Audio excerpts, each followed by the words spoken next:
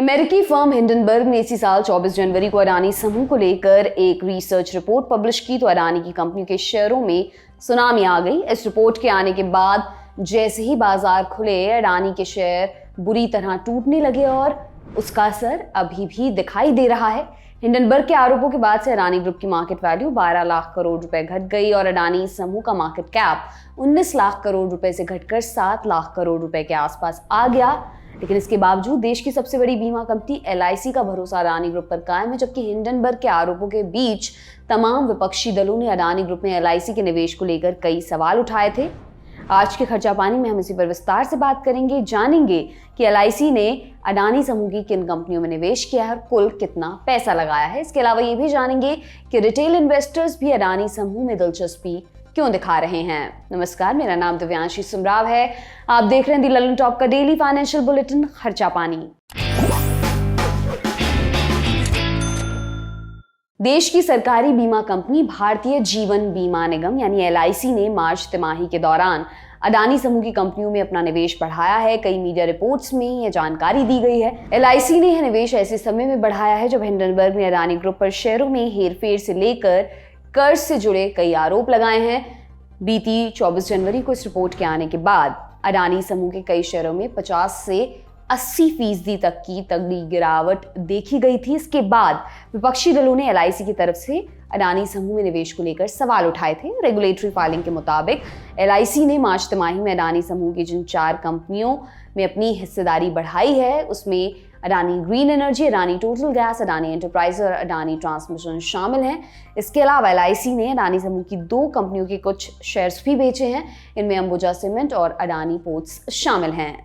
जानकारी के मुताबिक मार्च तिमाही के अंत में LIC के पास अडानी ग्रीन एनर्जी के करीब 2 करोड़ 15 लाख शेयर या 1.36% हिस्सेदारी थी। यह दिसंबर तिमाही के मुकाबले 0.08% ज्यादा है। दिसंबर तिमाही के अंत में LIC के पास अडानी ग्रीन एनर्जी के 2 करोड़ 30 लाख शेयर या 1.28% हिस्सेदारी थी। इसी तरह मार्च तिमाही के अंत में LIC के पास अडानी टोटल गैस के करीब 6 करोड़ 62 लाख या 6% शेयर्स थे। यह दिसंबर तिमाही के मुकाबले 0.06% ज्यादा है।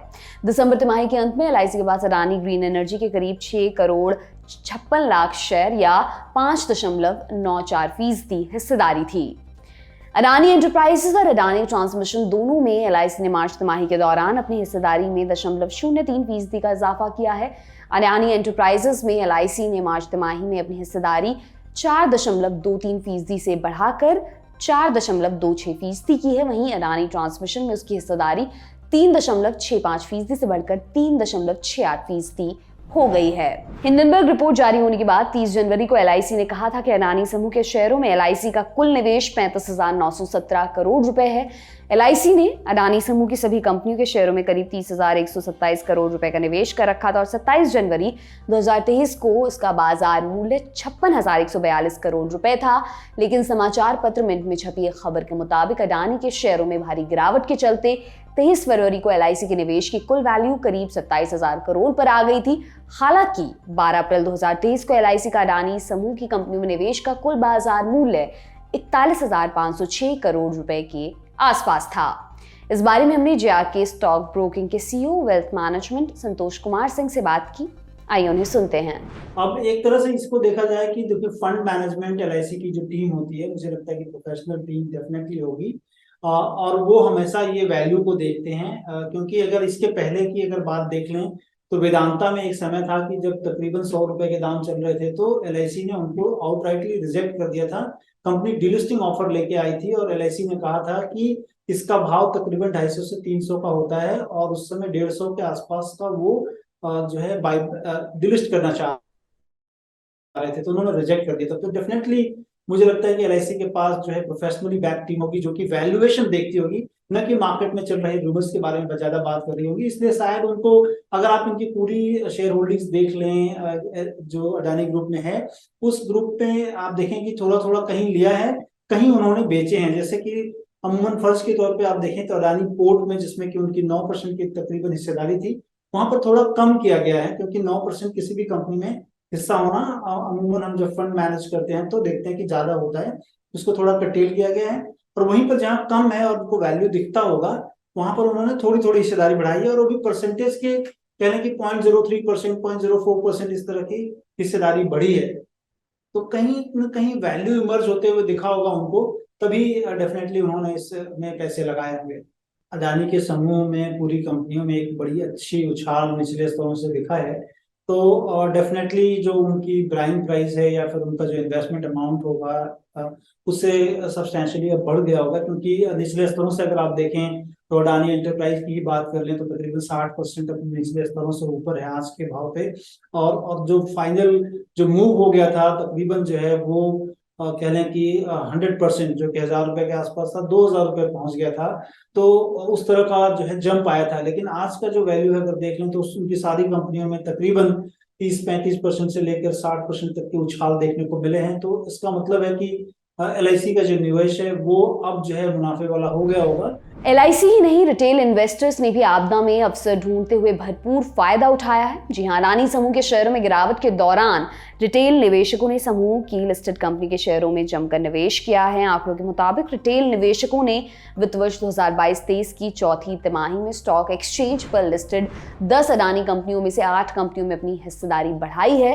ग्रुप की फ्लैगशिप कंपनी अडानी एंटरप्राइजेस में अक्टूबर से दिसंबर तिमाही तक रिटेल निवेशकों की हिस्सेदारी 1.86% हुआ करती थी, जो जनवरी से मार्च तिमाही में बढ़कर 3.41% पर जा पहुंची है। वहीं इस अवधि में 2 लाख रुपए कम निवेश करने वाले रिटेल निवेशकों की संख्या में करीब 3 गुना उछाल आया है। अडानी एंटरप्राइजेस के शेयर्स में निवेश करने वाले रिटेल निवेशकों की संख्या 3 लाख से बढ़कर 7.29 लाख हो गई है। 3 फरवरी 2023 को अडानी एंटरप्राइजेस के शेयर्स ने 1017 रुपए के निचले लेवल को छुआ था, जो अब 1842 रुपए पर ट्रेड कर रहा है। इसी तरह अडानी ग्रीन एनर्जी के शेयर्स में भी रिटेल निवेशकों ने खूब निवेश किया है। इस कंपनी के शेयर्स में रिटेल निवेशकों की हिस्सेदारी दिसंबर तिमाही के 1.06% से मार्च तिमाही में बढ़कर 2.22% पर जा पहुंची है। अडानी ग्रीन का शेयर 439 रुपए तक जा लुढ़का था, जो हिंडनबर्ग की रिपोर्ट के आने से पहले 2200 रुपए के करीब ट्रेड कर रहा था। अडानी ट्रांसमिशन में भी रिटेल निवेशकों की हिस्सेदारी 0.77% से बढ़कर 1.36% हो गई है। NDTV के शेयर्स भी रिटेल निवेशकों ने खरीदे हैं और उनकी हिस्सेदारी 14.11% से बढ़कर 17.54% हो गई है। अंबुजा सीमेंट में रिटेल इन्वेस्टर्स की हिस्सेदारी 5.52% से बढ़कर 7.23% पर जा पहुंची है। इस बारे में एक्सपर्ट की राय सुनते हैं। देखिए, अगर पूरे जो भी शेयर होल्डिंग्स आई हैं अडानी ग्रुप की कंपनियों की, तो उसमें एक जो सैक्रोसेंट चीज दिख रही है कि अडानी ग्रुप के जो प्रमोटर हैं उन्होंने बिक्री किया है माल। ये पब्लिक डोमेन में भी था कि जब से ये हिंडनबर्ग का जो है इशू रेज हुआ था उसके बाद से उन्होंने अपने ग्रुप की जो है कहने की जो डेट था उसको कम करने के लिए अपनी हिस्सेदारी को बेचा है। तो प्रमोटर ग्रुप से हिस्सेदारी बिकी है, और वो हिस्सेदारी अमूमन हम देखते हैं कि रिटेल इन्वेस्टर्स में एक ट्रेंड जो कि सैक्रोसेंट ट्रेंड रहता है प्राय, कि जब भी स्टॉक प्राइस गिरते हैं तो उनकी हिस्सेदारी बढ़ जाती है, क्योंकि जब कोई भी चीज गिरती है तो उनको लगता है कि ये आकर्षक वैल्यू पे आ जाता है। तो मुझे लग रहा है कि रिटेल निवेशक इन पूरे जो हिंडनबर्ग का झमेला सामने आया या उन्होंने जो भी इशू रेज किए थे उसको दरकिनार करते हुए उन लोगों ने सस्ते भाव पे मिलती हुई चीज को, क्योंकि कुछ दिनों पहले आप देखें कि बहुत दाम चल रहे थे और वहां से काफी 50% के आसपास से ज्यादा भी वैल्यू करेक्शन हो गया था। तो शायद ये रीजन रहे हैं। और हम ये ट्रेंड जो है न केवल अडानी ग्रुप में बल्कि कि कोई भी कंपनी में अगर इस तरह का वैल्यू करेक्शन होता है तो अमूमन देखा जाता है कि रिटेल पार्टिसिपेशन बढ़ जाता है इसमें। ये था आज का खर्चा पानी दोस्तों। बुलेटिन आपके लिए लिखा था हमारे साथी प्रदीप यादव ने। आप अपनी राय या कमेंट बॉक्स में जरूर दें। अगले एपिसोड तक अपना खूब ख्याल रखें। बहुत बहुत शुक्रिया।